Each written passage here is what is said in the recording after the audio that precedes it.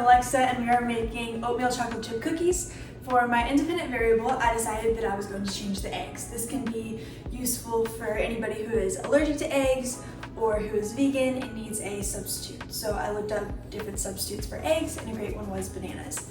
So I'm going to start with my recipe, and this is going to be my control one with the eggs. So starting off, we are blending together our melted butter and both our brown sugar and white sugar. Now that I've blended my butter and both of my sugars, my next step is to add in my eggs and vanilla.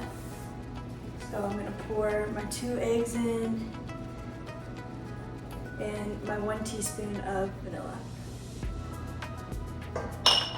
My next step is to blend all of my dry ingredients, which is 1.5 cups of flour, 1 teaspoon of baking soda, 1 teaspoon of cinnamon, and half a teaspoon of salt.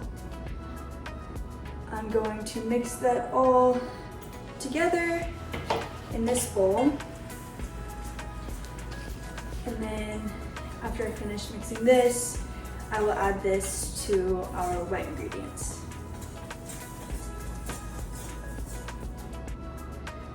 So I think that's mixed pretty well. So I'll add this into our big bowl. And then next, I will add in my oats and my chocolate chips. So now that I've mixed together my oats and my chocolate chips, I am placing spoonfuls of dough onto my cookie sheet, which I'm putting about 15 cookies onto this sheet. And then I will place them in the oven. I'm going to throw them in here for about 8 minutes.